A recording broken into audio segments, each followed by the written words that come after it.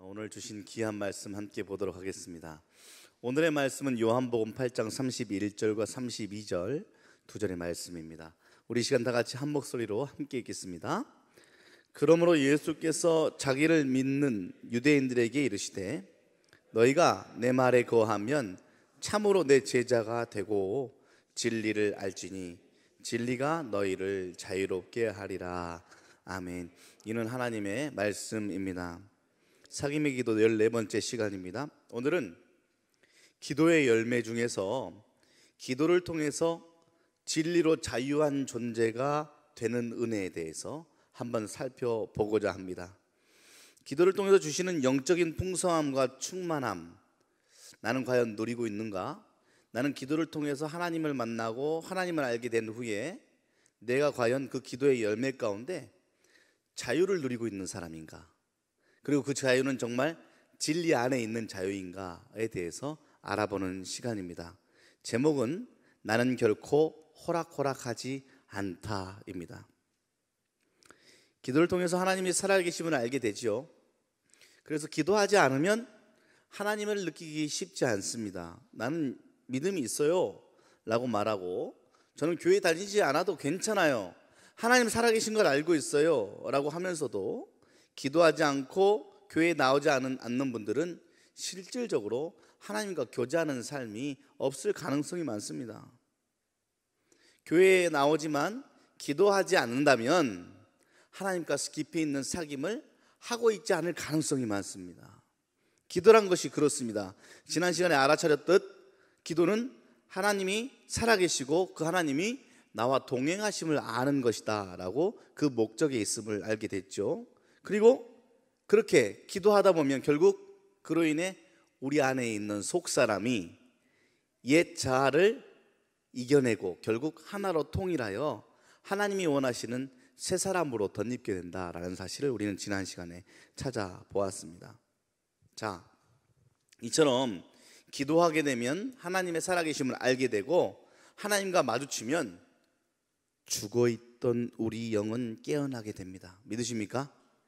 그래서 기도해야 되는 것입니다.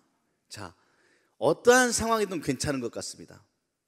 그 상황이 내가 정말로 힘든 상황이 됐든 아니면 교회에서 평탄했던 내 삶 가운데 주어지는 훈련 때문에 억지로 끌려왔든 아니면 습관적으로 나왔던 상관없이 그 자리가 기도의 자리가 된다는 것은 모두가 은혜가 확실합니다. 믿으십니까? 오늘 여러분들 다 은혜 받으신 분들입니다. 자, 왜? 기도는 결국 우리의 죽어있던 영을 다시 살아나게 하고 깨어나게 하기 때문에 그렇습니다. 자, 죽어있던 영이 깨어나고 살아나게 되면 몰랐던 것이 알아차려지는데 그것을 우리는 진리라고 이야기하는 것이죠. 그 깨달음은 진리를 위해서 이제 더 나아가서 새롭게 알게 된 그걸 통하여 우리 삶이 헌신하게 됩니다. 교회 목사로서 헌신한 제가 수많은 교회 식구들 보면 이 과정이 뚜렷합니다. 기도 하나도 하지 않았던 식구들이 기도하게 되고 기도하면 새롭게 알아차리는 삶의 법칙이 생겨나게 되고 그 진리 안에서 자신의 삶을 조금씩 바꿔나가고 헌신하며 살아가는 수많은 사람들의 아름다움을 저는 느끼고 살아가고 있지요. 성령의 역사하심은 이렇게 아름다운 것입니다. 여러분들 지난 시간들을 한번 생각해 보십시오. 내가 혹여나 옛 습관 때문에 끊어내지 못했던 죄악이 끊어내지고 그것이 단번에 끊어졌던 차츰차츰 놓아졌던 어쨌든 그것으로부터 내가 자유하게 됐거나 혹은 내가 무언가에 매여서 그게 물질이 됐든 사람과의 관계가 되었든 내 욕심 때문에 놓지 못했던 나의 삶의 올가미들이 진리 안에서 자유케 되어지는 은혜를 아마 경험하신 분들이 여러분들일 것입니다. 그런데 중요한 사실이 있어요. 오늘 이 사실을 알아보려고 해요. 진리를 깨닫는 성도들이 그렇게 진리 안에 헌신된 삶을 살다가 영성이 떨어지면 오히려 더 고통을 당합니다. 그 이유는 진리를 알고 있지만 그것을 행할 능력이 없는 자신 때문에 그렇습니다. 옛날에는 영성이 기도 가운데 충분한 열매를 맺고 살았지만 그로 인해 행할 능력이 있었지만 내가 기도 생활이 무뎌지고 또다시 나의 삶이 세상적인 일들에 조금씩 묻어나가기 시작하다가 영적인 힘이 없음을 알아차려버린 내가 진리의 길을 알고 있는데 그대로 살 수 있는 힘이 쏙 빠져버려서 없을 때 당하는 고통. 그렇다면 여러분들 이 자리에 잘 오신 것이며, 그런 분들은 또다시 무슨 자리? 하나님과의 사귐이 있는 기도의 자리로 나아가면 새 힘을 얻게 될 줄 믿습니다. 몰랐을 때보다 더 큰 좌절과 아픔을 겪게 되는 그러한 일들을 누구보다 훌륭했던 사도 바울이 알아차렸습니다. 그래서 로마서 7장에 이렇게 이야기하고 있거든요. 그러므로 내가 한 법을 깨달았노니, 이것을 우리는 지금 진리라고 이야기하는 겁니다. 내가 진리를 깨달았습니다. 곧 선을 행하기 원하는 나에게 악이 함께 있다는, 그러니까 지난 시간 말하자면 옛사람으로만 살다가 하나님과 사귐이 시작되어 새로운 자아가 발견되어 옛사람을 바라보는 내가 되었는데, 그렇게 악이 함께하고 있는 것을 내가 알았습니다 라고 21절에 말하고, 22절에 내 속사람으로는 하나님의 법을 즐거워하지만 내 지체 속에는 한 다른 법, 내 마음의 법과 싸워 내 지체 속에 있는 죄의 법이 나를 사로잡는 것을 봅니다. 그 말은 무슨 말이에요? 영성이 약해졌습니다 라고 이야기하는 거죠. 오호라, 내가 진리를 알아차렸는데 그 진리를 행할 능력이 없는 내가 지금 어떻게 공고한 사람이 되어버렸습니다 라고 자신의 고통 속에서 한탄하는 자신의 모습을 지금 보고 있는 것이죠. 그러면서 이렇게 이야기하죠. 이 사망의 몸에서 누가 나를 건져내 줄 수 있겠습니까? 라는 질문을 던져보고 있습니다. 바울은 이 사망의 몸에서 우리를 건져낼 분이 오직 예수님밖에 없음을 대답해내고 있습니다. 믿으십니까? 우리가 영적으로 떨어져서 진리를 갈급하게 알고 있으면서도 할 힘이 없을 때 결국 우리를 그 자리까지 끌어다 줄 사람, 새 힘을 주는 분 오직 예수 그리스도밖에 없다. 믿으시기 바랍니다. 예수님은 우리를 하나님의 영과 만나게 해주기 때문에 그렇습니다. 예수님은 그렇게 우리의 속사람을 계속해서 살려내는 일들을 지금도 해나가고 계십니다. 하나님과 지속적인 사귐으로써 속사람이 점점 성장해 나가기 시작하고 우리는 진리를 깨달을 뿐만 아니라 행할 능력을 얻게 되죠. 이런 훈련이 필요합니다. 옛날에는 감히 꿈꿔보지도 못했어요. 혹여 가족 가운데 그런 분들이 계실 겁니다. 옛날에는 교회 한 번만 나와주는 게 소원이었어요. 그랬던 그가 이젠 주일날 꼬박꼬박 예배를 나오게 됐네요.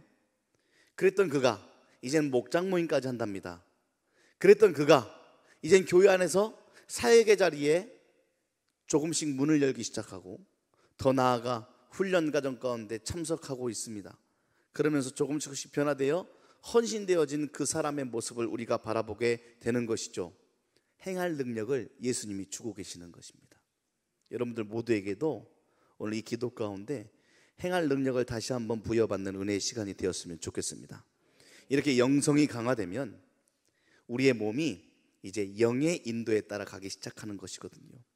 우리의 육체는 좀 더 앉자 눕자 자자 하는데 우리의 영이 새 사람으로 덧입어 우리의 육체를 지배하기 시작합니다. 그때 비로소 우리는 진정한 자유라는 것을 말할 수 있게 되거든요.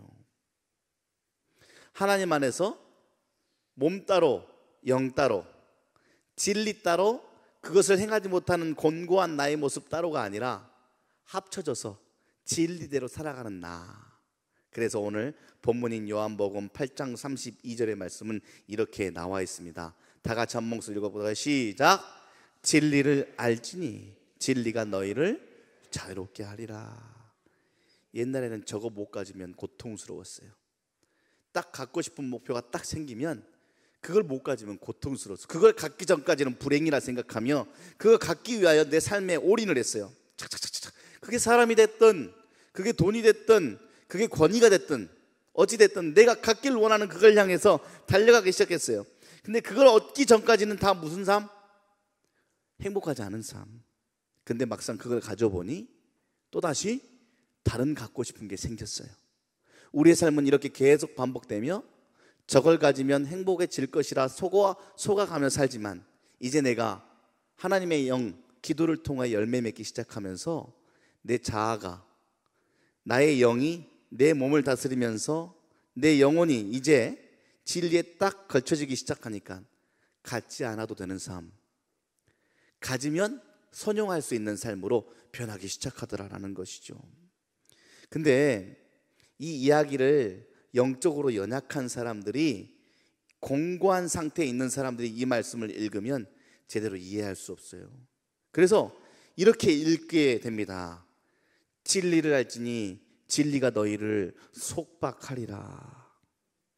많은 사람들이 진리의 속박 아래 신음하고 살아갑니다. 여러분들 혹시 그런 경우 없습니까? 교회를 다니는데 교회 다니기 시작하니까 불편한 게 더 많아졌어요. 그래서 교회 다니기 싫어하는 사람들이 교회에 다니지 않는 이유, 교회에 나가지 않겠다고 하는 이유는 단 한 가지입니다. 교회에 나가면 내가 속박당할 거라고 생각해요. 내가 시간적으로 내가 하고 싶은 습관들을 하지 못할 거라고 생각하기 때문에 진리 안에서 자유롭게 되는 게 아니라 진리 때문에 오히려 내가 내 삶이 제한될까 봐 오히려 교회를 안 나오려고 애쓰는 사람들이 있습니다. 그렇다면 진리를 통해서 자유하다는 것은 어떤 상태를 말할까? 오늘 속박에서 자유로 바꾸어지는 그 과정 가운데 쓰여지는 것이 기도임을 깨달았으면 좋겠습니다. 혹시 내가 마음이 권고하여 교회하면 주일하면 웃음이 지어지고 아침에 일어나면서 오늘 교회 가서 함께 만날 식구들이 기다려지고 은혜가 쏟아질 예배가 기대되어지는 그런 일이 아니라 반대로 이러면서 오늘 그 사람 마주치면 안 되는데, 오늘 무슨 목사님 설교인데 목사님 설교 길게 하는데 예를 들면, 혹은 오늘 무슨 사역이 있는 날인데 라고 마음이 곤고한 분이 계시다면 기도로서 그를 뚫어내는 은혜가 있길 바랍니다. 기도를 통해 진리를 깨닫고 진리의 사람으로 변해가는 과정은 보통 다음과 같아요. 첫 번째로, 기도자는 기도를 통해서 모든 문제를 유심히 관찰하고 분석하고 질문해야 합니다. 기도하게 되면 내가 하나의 사건을 붙들게 돼요. 그래서 기도의 제목은 참 중요합니다. 기도의 제목이 딱 잡혀서 하나님, 저에게 기도의 제목이 있습니다 라고 그 기도의 제목을 딱 붙들면 나도 모르게 기도 가운데 나에게 주어진 중점적인 그 사건을 관찰하고 해석하고, 그 사건이 나에게 어떻게 해서 왔으며 지금 그 사건이 나에게 무슨 의미를 가지고 있으며, 그리고 그 사건을 어떻게 헤쳐나가야 하며 헤쳐나가는 방법을 하나님은 어떻게 원하고 바라시는지 관찰하고 질문하고 분석하게 되지요. 당연하다고 생각했던 일들에 의심과 주도 면밀한 힘을 쏟기 시작합니다. 그래서 세상에서 제일 불쌍한 사람은 되는 대로 사는 사람입니다. 얼추 그냥 되는 대로 살아가는 삶. 저는 좀 자극적인 이야기겠지만은 저는 그런 분들에게 조금의 훈련을 위해서 이렇게 이야기합니다. 그렇게 살다가 그렇게 죽는 거야 라고요. 더 나은 삶을 살길 원하면서 대충 살지 않습니까? 그러면 늘 원하는 삶은 저기에 있고 나는 그냥 대충 살다가 대충 죽는 겁니다. 정말로 진리 안에서 자유를 원하는 사람, 진리를 깨달은 사람들은 당연하게 생각하는 문제들을 다시 한번 분석해내고 의미 있게 만들어 나가는 작업을 하는 사람들이죠. 가족이 그렇습니다. 저는 믿음의 사람들이 가족을 늘 의미 있게 바라볼 수 있는 영적 시각을 갖길 원합니다. 1번은 나의 배우자입니다. 하나님께서는 나의 배우자를 늘 기도의 줄로 삼으실 때가 많이 있죠. 왜요? 내 배우자는 늘 나와 다른 점이 많기 때문에 그렇습니다. 정상입니다. 그래야 기도할 수 있기에 하나님이 주시는 기도의 줄이라고 감히 해석해 보기도 합니다. 내 자녀들을 바라보는 일들, 더 나아가서 내가 일상적으로 대하는 일들, 저는 그중 가운데 밥 먹는 식탁의 영상을 늘 여러분께 안내하죠. 그래야 지난달에 쌀 한 톨의 무게에 대한 시를 읽어드리기도 했습니다. 일상을 당연하게 살아내던 사람들이 진리를 깨닫고 삶을 파헤칠 수 있는 능력이 생기기 시작하니 쌀 한 톨 손 위에 올려놓고 그 쌀 한 톨에 담긴 인생의 무게, 농부의 땀, 비바람이 담겨 있음을 바라볼 수 있는 영성은 진리 안에서 자유한 사람의 영성이지 않을까라는 생각을 해보게 되는 것이죠.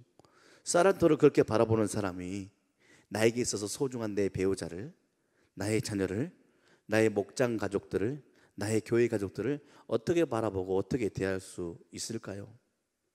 그래서 제가 종종 하는 이야기가 있죠. 한 목자의 고백입니다. 목장 모임을 할 때마다 자기 집에서 하는 순서가 돌아오면 가장 싼 거, 가장 가성비 좋은 음식, 하지만 내놓을 때는 그럴싸하게 있어 보이게 내놓은 연습을 매번 했다는 것 아니겠습니까? 그런데 하나님께서 진리를 깨닫게 하시고 기독게 하신 후에 삶이 조금씩 변하더라는 거예요. 사랑할 수 있는 능력을 주셨습니다. 그러니 돈에 나의 초점이 맞췄던 내가 내 목장 식구들에게 초점이 맞춰지니까 돈이 아니라 목장 식구들이 무엇을 먹으면 좋을까, 무엇을 먹을 때 기뻐할까에 대한 고민 가운데 이제 장 보는 제목들이 달라지기 시작했다라는 것은 결국 진리 안에 자유를 얻은 한 사람의 모습입니다. 왜 해야 되는 거야? 해야 한다면 어떻게 해야 하는가? 이 물음표를 제기하면서 꾸준히 기도하며 그 대답을 얻어가는 여러분들 되셨으면 좋겠습니다. 진리에 가까워지기 위해서 질문하고 대답의 과정 가운데 기도하기 시작하면 확실한 것 한 가지는 하나님께서 영적인 빛을 비추어 주셔서 진실을 발견하게 하는 놀라운 은혜를 주신다는 겁니다. 그래서 기도 안 해본 사람 몰라요. 솔직히 몰라.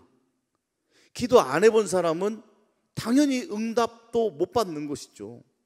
하나님이 은혜를 주셔도 그게 내가 기도 가운데 온 것이란 것을 알 수가 없습니다. 기도를 안 해본 사람은. 해본 사람이 아는 겁니다. 구해본 사람이 얻는 겁니다.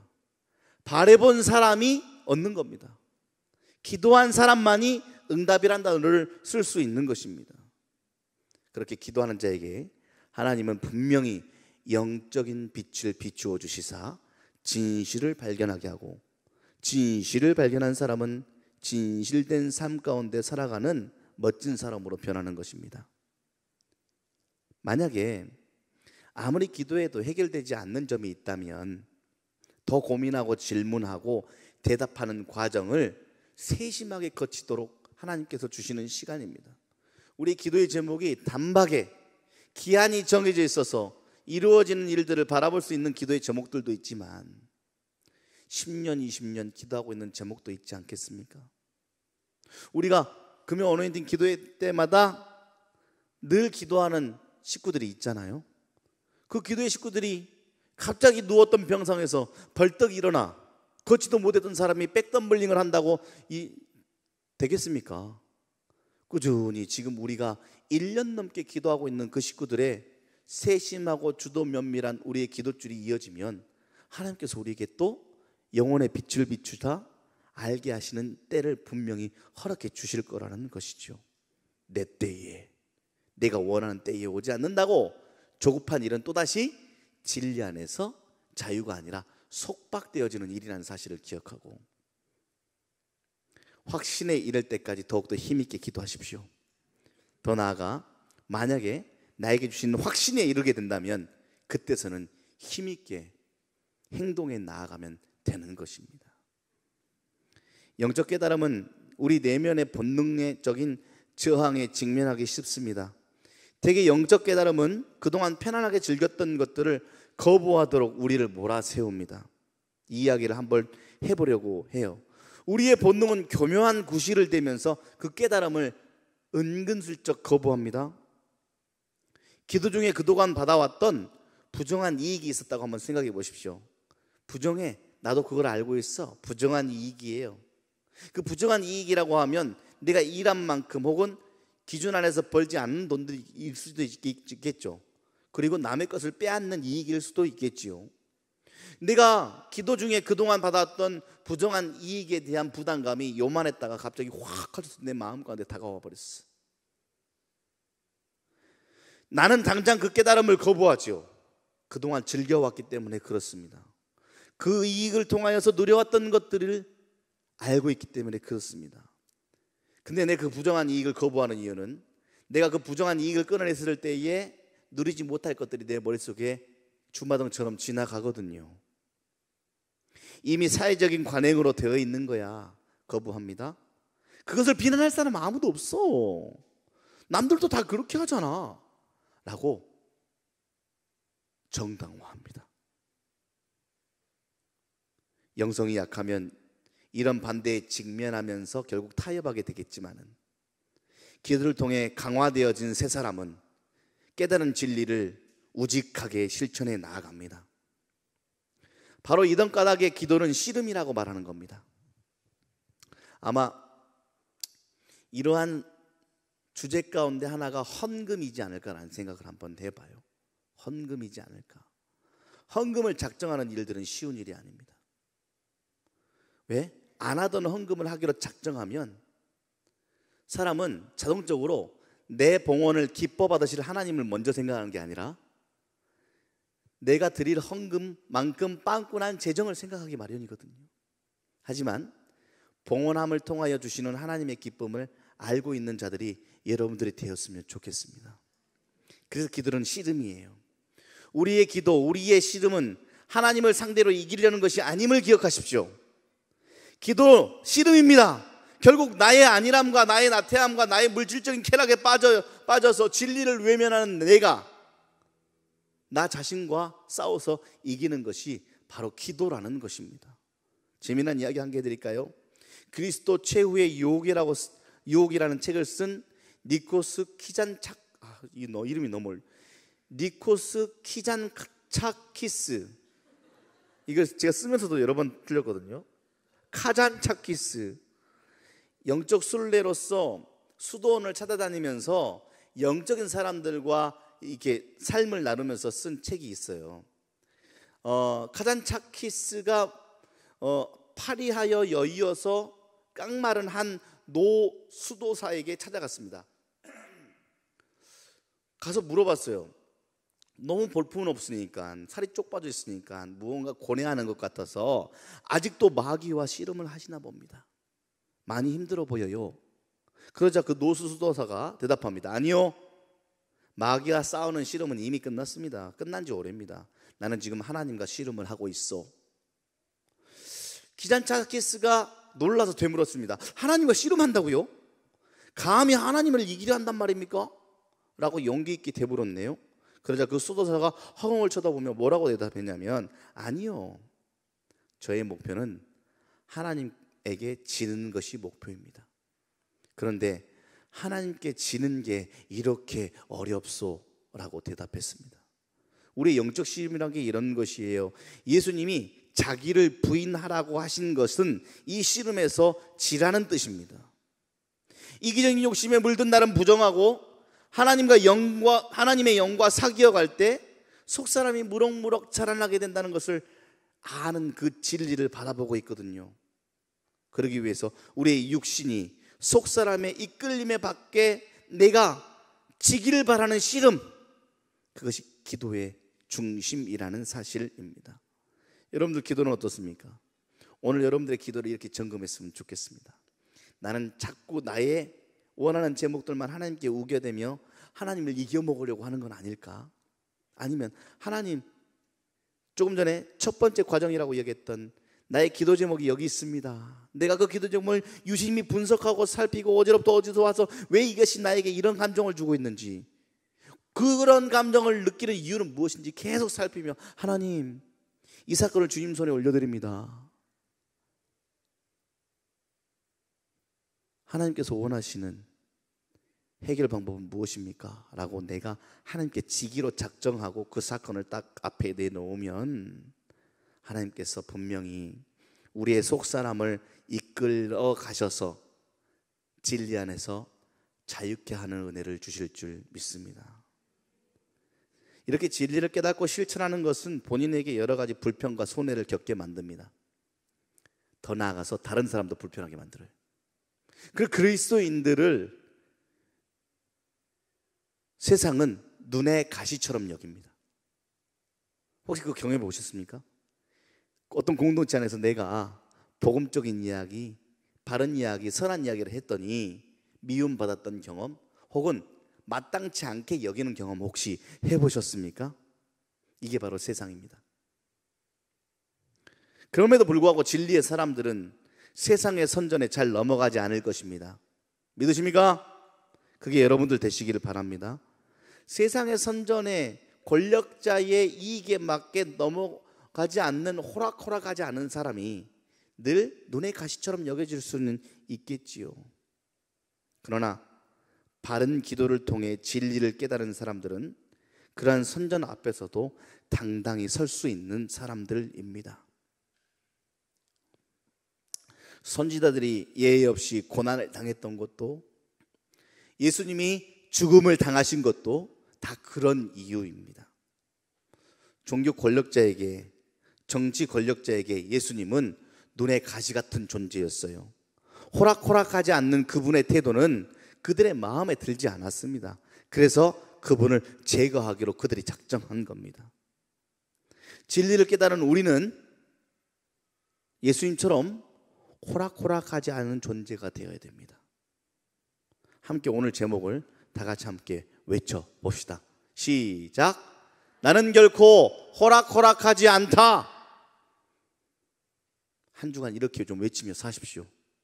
세상이 자꾸 나하고 타협하자고 나를 이렇게 스물스물 찾아와 나를, 흰색인 나를 검정색으로 물들이려고 회색도 괜찮아 라고 이야기하면 나는 호락호락하지 않다 라고 외치며 이 시대에 회색 지대는 없다, 나는 선하신 진리 안에 살기를 작정한 사람이다 라고 말할 때에 자유가 찾아올 줄 믿습니다. 신학자 벤 마이어는 다음과 같이 이야기했습니다. 불의한 세상은 결코 진리의 사람을 견디지 못한다. 기도한 사람은 순탄한 삶을 살 수 없다. 그런데 진리의 사람은요, 비록 그가 아무 말 하지 않아도 세상의 불의함을 증언하는 역할을 실질적으로 합니다. 삶 자체가 세상의 삶과 뚜렷하게 대조되기 때문에 그렇습니다. 그래서 세상 사람들은 기도하는 사람들과 함께 있기를 때로는 거북해해요. 자신들의 불의가 상대적으로 드러나기 때문에 그렇습니다. 반면 세상 사람들은 물질적인 복을 강구하는 사람들을, 그렇게 기도하는 사람들을 가만히 놓아둡니다. 그래서 한 목사님이 유튜브를 보니까 이렇게 이야기하더라고요. 이 시대에 사단이 쓰는 사람이 누군지 아십니까? 물질의 복을 구하는 자들에게 응답해 주는 방법을 쓰는 겁니다.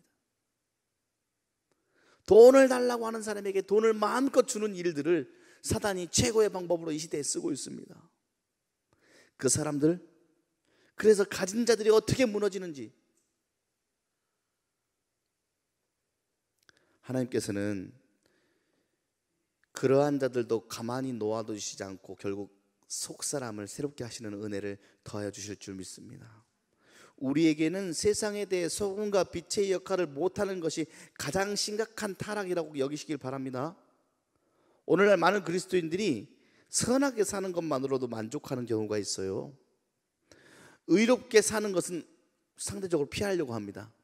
그냥 착하게 살면 되지, 뭘 의롭게까지 살아야 돼. 그런데 진리는 당연히 선함 가운데 의로움을 이루어가도록 끌어당기는 힘이 있다는 사실을 기억하십시오. 의로운 삶을 거부하지 마시고 의로운 삶에 나의 삶을 던질 수 있는 힘을 하나님께 구하시기 바랍니다. 그래서 그리스도의 삶은 선한 삶일 뿐만 아니라 의로운 삶을 살아야 합니다. 자, 마무리해 볼까요? 이처럼 기도한 사람은 장밋빛 미래만을 기대할 수는 없습니다. 교회 안에서 하나님께서 진리의 자리를 이끌어가기 위해서 그동안 숨겨져 있던 나의 모난 부분을 하나님께서 사삭사삭 다듬어 갑니다. 혹은 나의 부족한 부분을 알려줍니다. 너의 이러한 부분이 곤고했어. 너는 이러한 부분이 의로운 부분이라고 알면서도 움직이지 않았어. 그 의로운 부분을 선함이라는 포장으로만 덮고 있었지 그 안은 공허했어. 하지만 하나님께서 나에게 그러한 거추장스러운 것들을 걷어주시고, 아, 내가 주님 앞에 곤고한 사람입니다를 내어 비칠 때 하나님께서 그 공허한 나의 삶을 채워주시는 은혜가 있더라라는 것이죠. 그러기 위해서는 기도의 자리로 나아가야 됩니다. 솔직한 나의 모습을 내어 비치고, 하나님, 내가 채울 수 없음을 고백하고 하나님이 채우실 줄 믿으니 또다시 나의 머리로 그것을 어떻게 해결해 보려고 하는 것이 아니라 이제는 선함에서 의로움으로, 속박에서 자유로, 내 생각에서 진리의 자리로 옮길 수 있는 나의 결단과 힘을 나에게 부어 주시옵소서. 그리하여 진리의 사람은 고난을 반갑게 맞이합니다. 목숨보다 진리를 중요하게 여깁니다. 진리를 버리고 목숨을 연명하는 것을 이미 죽은 것이라 치부하는 것입니다. 저는 예수님의 제자들이 부활하신 예수님을 만난 후에 순교할 수 있었던 용기는 여기에서 나왔다고 생각합니다.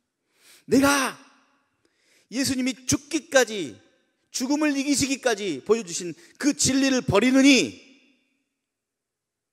그 진리를 버리고 목숨을 연명하느니 차라리 그 진리를 붙들고 죽는 것이 낫겠다라고 여겼던 예수님의 제자들, 그 제자들의 영성이 오늘 우리들의 영성이 되는 줄 믿습니다.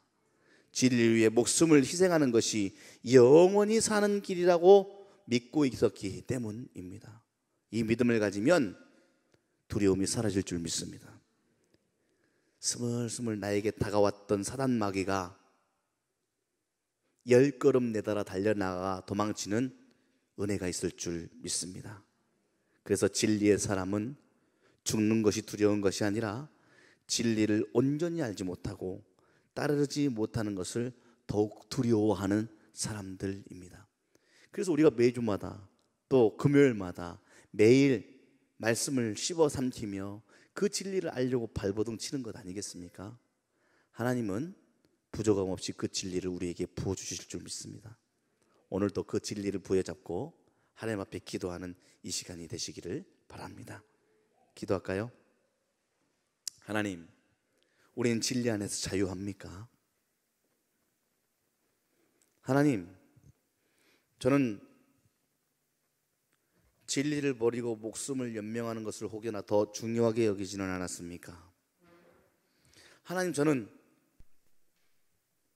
진리를 깨달아 새로워진 속사람에게 요구하시는 하나님의 길, 그 길 걸으면 잃어버릴 게 더 많다 하여 두려움 가운데 한 발자국도 내딛지 못할 때가 많지 않았습니까? 용서하시고 이제는 우리의 기도 제목을 주님 앞에 내어놓습니다. 주님 앞에 지기로 작정하는 기도자 되게 하여 주시옵소서. 내 생각대로 이기기를 원합니다 하나님이라고 외치는 나의 기도 제목이 변하여 이제는 주님, 이 기도 제목 주님 앞에 내어놓사오니 제가 주님 앞에 지겠고 우리는 진리 안에서 자유한 사람이 되게 하여 주시옵소서. 그렇게 기도하는 이 밤이 되게 하여 주시옵소서. 시간이 지날수록 기도하는 사람이 되어 그 무엇보다도 진리를 온전히 알길 바라는 사람 되게 하여 주시옵시고, 진리를 따르지 못하는 것을 두려워하여 진리의 그 자리마다 쫓아다닐 수 있는 주님의 제자 되길 간절히 소원하오니 아버지, 우리의 속사람을 무럭무럭 자라게 하여 주시옵소서. 살아계신 예수님의 이름으로 기도합니다. 아멘. 성령께서 우리를 그렇게 붙들어 주실 것이고 오신 성령님과 동행하며 기도하는 우리는 결코 호락호락하지 않습니다. 그러니 제발 자신감을 가지십시오. 여러분들은 힘 있는 사람입니다. 여러분들은 진짜 호락호락하지 않는 강한 용사들입니다. 절대 이길 수 없습니다. 여러분을. 그러니 어깨 쫙 펴고 그 힘 붙들고 외치며 살아가는 여러분들 되시길 바랍니다.